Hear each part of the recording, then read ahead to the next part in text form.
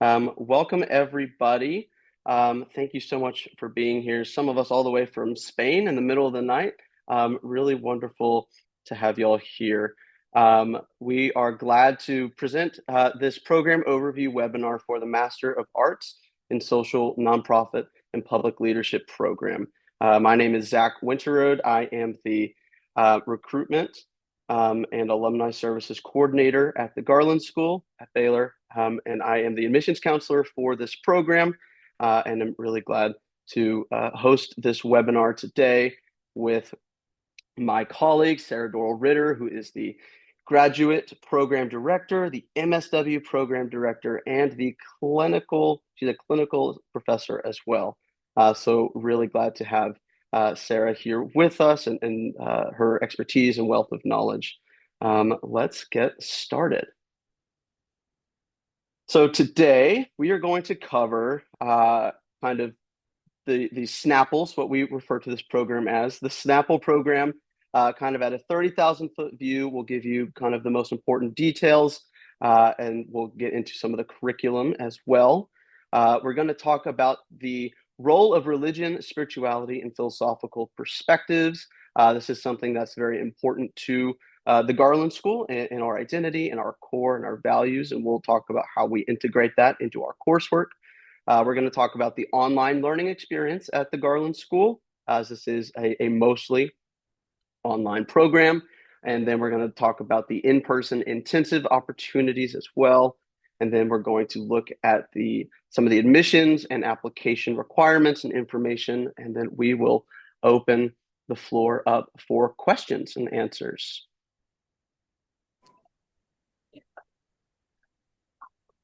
Sarah, would you like to start talking about the program?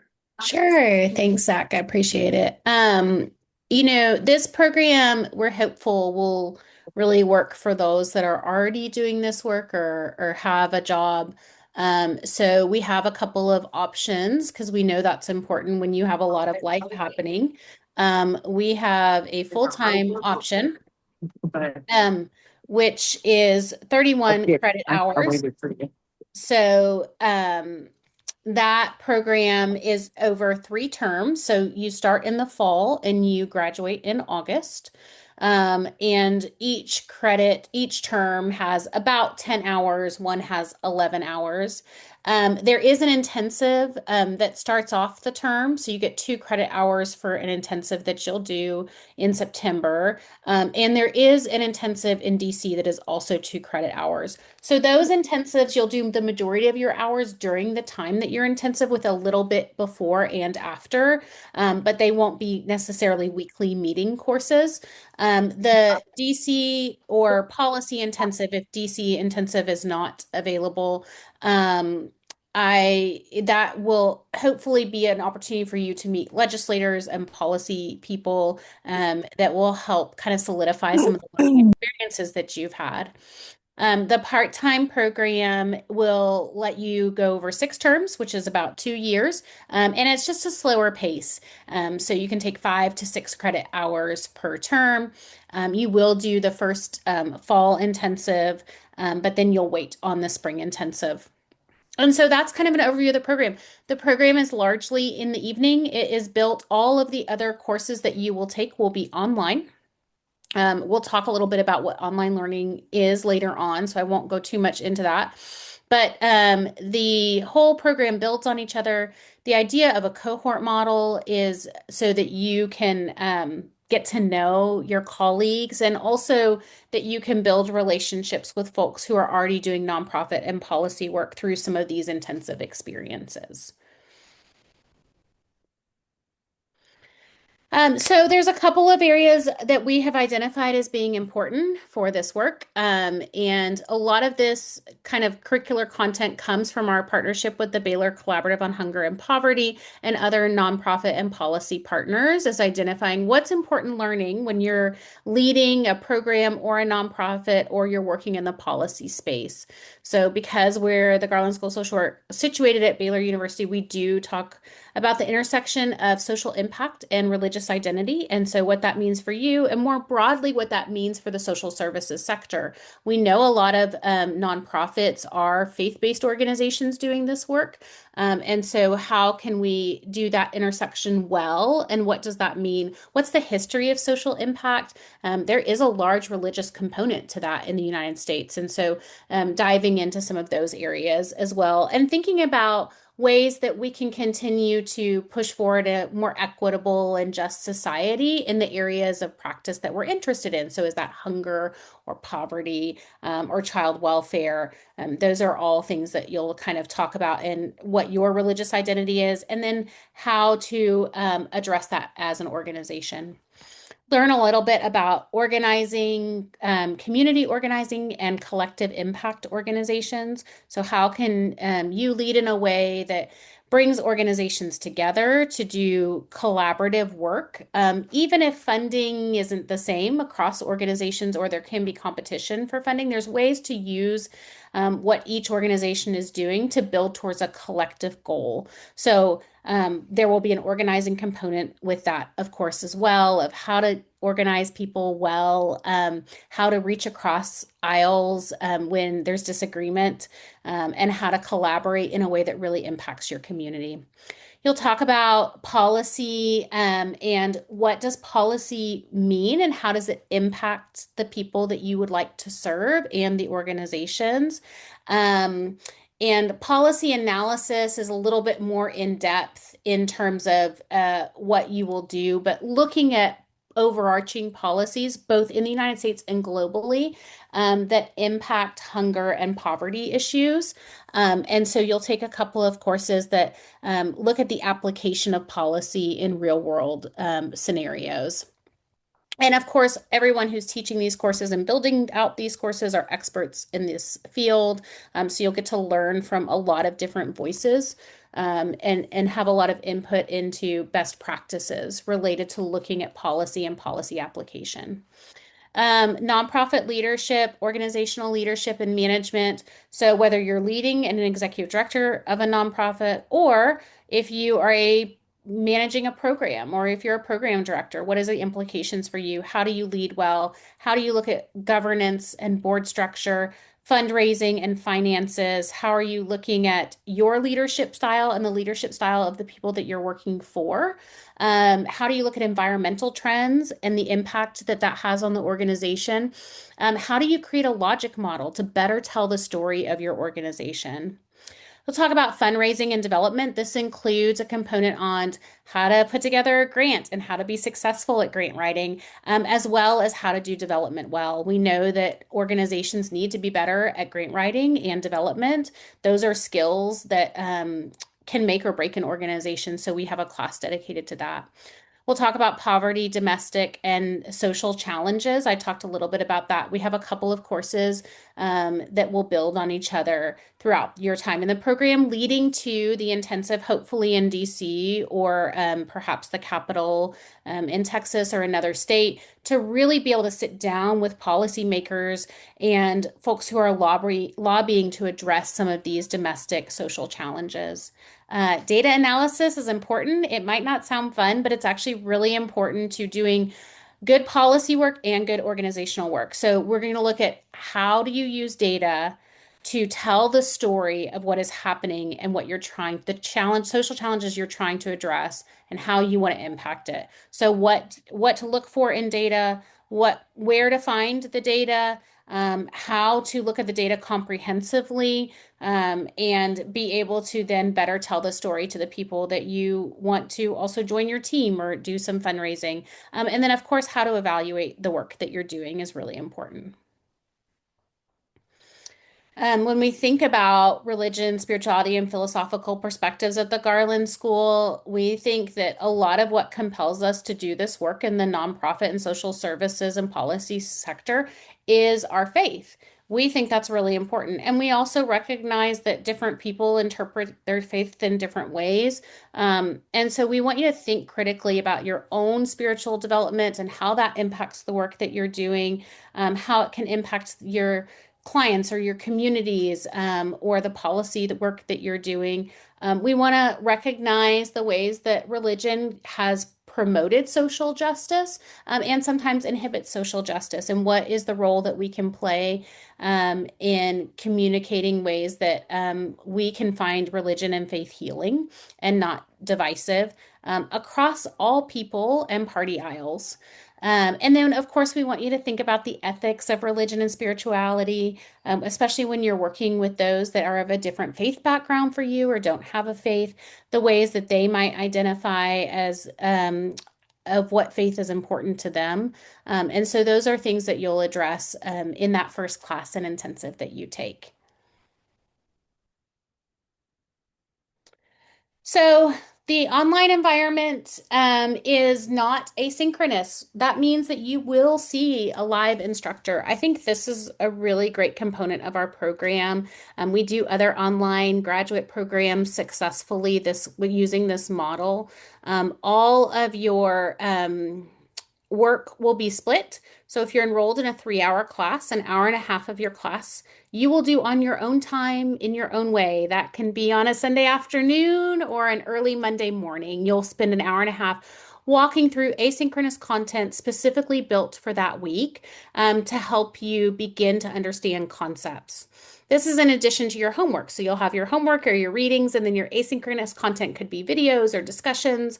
It could be applied pieces of learning as well. And then you'll come to class, and class can be weekly or biweekly. It depends on the course that you're in. And you'll come on Zoom, just like we're on Zoom right now. And you'll have engaging conversations with your cohort and your faculty to talk about the content that you learned and to kind of scaffold and go dive a little bit deeper into the concepts for that week. So classes will be weekly or bi-weekly, and they will be in the evenings or late afternoons. Hopefully, this will accommodate busy schedules. We're on a trimester kind of schedule. So this means each course is about 15 weeks with a 2 to 4 week break, depending on when the break occurs, just to give you a little respite and rest before you jump back into the next trimester. The full-time program, you're done in 3 terms. So it is busy, and you will have evening classes. And I know that can be tricky, but the live sessions are really important. They're important times to get to know your cohort, to network with your faculty. We are really committed to small class sizes, so you will note that in the program, and that's an opportunity and a way for you to better connect and get support when you need it. You will have a program manager who will kind of help guide your journey and do some high touch advising. We care about your experiences in this program and your learning. And we also know a lot of life happens. So we want to work with you throughout the program so that you can be successful. I talked a lot about the immersive experiences already, so I won't go too much into them. The first one will start at Baylor. If you come to our program, you're a Baylor Bear, and we want you to be able to experience all Baylor has to offer, even though you're an online student. You still have access to resources online like libraries and tech support and counseling, therapy services. All of those things are available online. But there's something about coming to Baylor and being part of the Baylor experience that's pretty incredible. You're going to meet with faculty from the Garland School who are experts in this content. You'll get to meet me and Dr. Dorian Beverly, who will be your program manager for this program. You'll probably get to meet with Zach as well. And then our colleagues from the Baylor Collaborative on Hunger and Poverty will also be there to kind of help greet you and get some networking and learning in. Career and professional development services will be part of that as well, just to kind of start thinking about like what's next for you and how you can really get the most out of this learning experience to enhance your resume if you are choosing to leave a job or look for a different one. If you're just choosing to gain the skills for your current job, that's wonderful. And we have career services available for you if you want to set up your LinkedIn, if you haven't done that, and those kinds of things as well. Okay, thank you, Professor Ritter. That was wonderful information. Now we're going to look at the application very quickly for both full-time and part-time students. Prospective students must submit a completed online application that does include some short essays, a $45 application fee, transcripts from your degree-bearing institutions. We don't need all of your transcripts, just the one that has the degree on it, because that will have and include all of any transfer credits from your undergraduate degree. And you can apply with your unofficial transcript. If you are admitted in order to enroll in the program, we will need your official transcripts, but the unofficial is fine to apply. We will also require a resume and 3 letters of recommendation. At least one of those 3 letters we do ask come from an academic setting, a professor, a teacher who has direct knowledge of your academic ability and achievements. Next, we're going to very briefly talk about financial aid. This is a brand new program, and so there is not a lot of information that we actually have to share. We do want to connect you to Baylor's resources. There's Baylor One Stop, that's going to be financial services. And they also have this great tool called Scholarship Universe, which is a massive database of outside scholarship that One Stop provides. GradSense is also a website that was created for the purpose of helping students really understand and prepare for taking on the cost of graduate school. And then the NAICU has an updated webpage providing updates about student loans from a federal level with all of the policy changes. So that is a resource for you all as well. Some upcoming deadlines. We have the first priority deadline passed back at the beginning of the month, but we do have one coming up on the 1st of March in just a week and a half or so. And if you complete and submit your application by March the 1st, you will be eligible to apply for a graduate assistantship and possible departmental aid consideration. And then the final deadline will be May the 1st. That will be only departmental aid consideration. Will not be eligible to apply for a graduate assistantship after that deadline. Very briefly as well, we want to say the SNPL program does offer 2 alternative options. If you're hearing all this information and you decide a master's degree, either the full-time or the part-time track, is not right for you, we hope it is, but if you discern that it's not, we do offer 2 separate professional certificates that are a part of the program.